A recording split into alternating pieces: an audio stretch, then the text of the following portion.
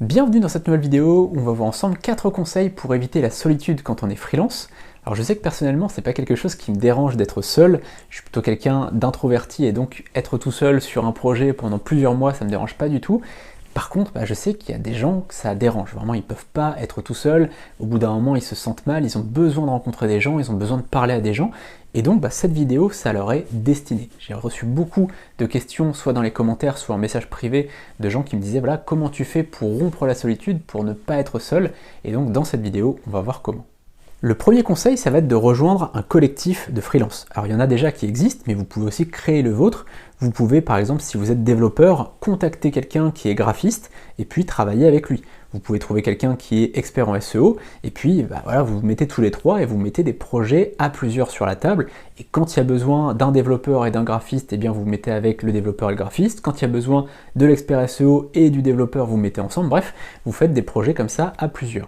Et chacun va facturer son client. C'est vraiment le principe d'un collectif, c'est pas une agence, là un collectif, eh bien vous allez tout simplement avoir chacun votre facture que vous allez envoyer au client, et donc chacun est indépendant. Vous avez chacun votre structure, vous êtes auto-entrepreneur ou en société, chacun de votre côté, et chacun facture son client. Le seul truc, c'est que vous allez vous mettre ensemble pour ramener des clients. Parfois, il y en a un qui va ramener un client, parfois c'est un autre, parfois vous allez prospecter un petit peu tous ensemble.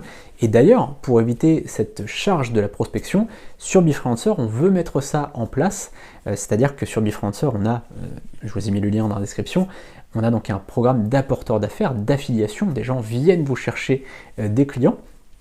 Et on a envie comme ça de mettre en place des choses pour les collectifs, pour que des collectifs puissent vendre sur Befreelancer, avoir des espaces pour discuter entre eux, pour pouvoir régler des missions à plusieurs, tout simplement, ils pourront gérer des missions à plusieurs. Ça, on a envie de mettre de plus en plus ça en place parce que Léa, qui est ma cofondatrice sur Befreelancer, fait partie d'un collectif puisqu'on est chacun indépendant aussi, c'est-à-dire qu'on a Befreelancer mais on est aussi, on a nos propres clients, etc., puisqu'on ne veut pas lever de fonds. Et donc, elle fait partie d'un collectif et on voit bien qu'il y a tout un tas d'outils dont on a besoin quand on est en collectif. Ça peut être très intéressant de les mettre en place sur Befreelancer. N'hésitez pas à vous y inscrire. Deuxième conseil pour rompre la solitude, travailler dans un coworking. Je l'ai fait pendant plusieurs années, je suis allé à Rouen chez No Coworking, c'est un super coworking sur Rouen, ils ont déménagé maintenant.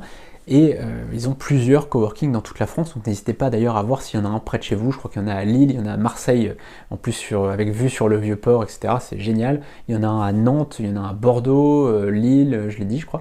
Enfin bref, voilà, il y a plusieurs endroits en France.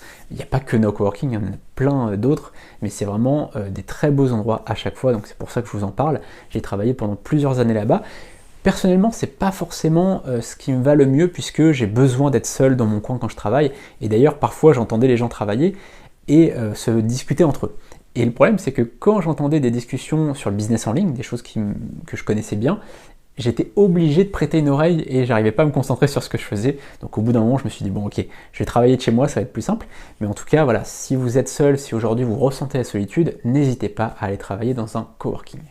Troisième conseil, prendre des cafés réels ou virtuels, ça peut être par webcam, vous pouvez directement prendre un petit café et puis discuter comme ça avec d'autres freelances ou avec des clients. S'il y a un client avec qui vous vous entendez bien, vous voulez discuter d'une chose ou discuter de son projet tout simplement, vous pouvez aller boire un café avec en ville si vous habitez dans une ville proche ou si vous habitez vraiment juste à côté, ou bien prendre un café en virtuel, tout simplement, en webcam, et puis voilà, vous vous posez comme ça, vous discutez de son projet, etc. Ça peut être quelque chose que vous pouvez proposer parfois à vos clients. Il y a beaucoup de gens qui apprécient ça. Vous pouvez le faire aussi avec des gens sur LinkedIn avec qui vous allez discuter. Je sais qu'il y a beaucoup de gens moi, qui me proposent, quand vous êtes sur LinkedIn, en fait, il y a beaucoup de gens qui viennent vous parler en message privé pour dire voilà, est-ce qu'on pourrait se faire un petit appel? Moi, personnellement, je refuse parce que j'ai pas de temps à perdre, personnellement. Mais il y a des gens qui ont besoin comme ça, des fois, de se faire un petit appel d'une demi-heure, ça va les rebooster. Et donc, c'est très important, si aujourd'hui vous êtes de ce tempérament-là, si c'est quelque chose qui vous booste, eh bien, n'hésitez pas à le faire, à dire bah oui, moi je suis d'accord, on peut se faire un petit café virtuel, vous êtes dans quel coin, sinon on peut se voir en vrai, machin. Ça peut être super sympa. Et enfin, quatrième conseil, prendre un petit job à côté. Je connais un graphiste qui l'a fait, il est freelance, et à ce moment-là, quand il a commencé à prendre un petit job à côté, il gagnait pas vraiment sa vie avec son activité.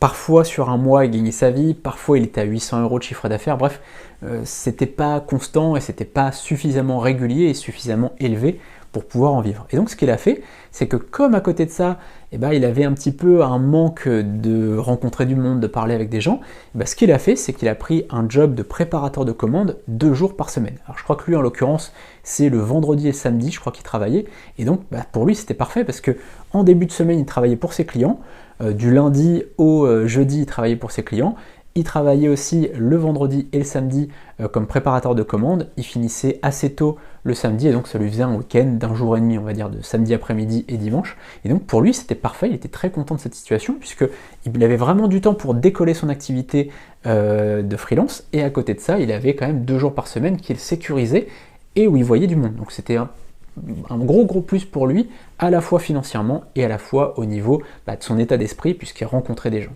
Voilà, c'est la fin de cette vidéo. N'hésitez pas à me dire dans les commentaires si vous avez des questions sur un sujet ou un autre. Ça peut être sur cette vidéo ou sur toutes les vidéos qu'on a faites, sur le freelancing, sur un métier de freelance en particulier. N'hésitez pas à me poser toutes vos questions et à vous abonner à la chaîne pour ne rien manquer des prochains contenus. Et vous pouvez aller voir notre plateforme befreelancer.com. Le lien est dans la description. A très bientôt, salut.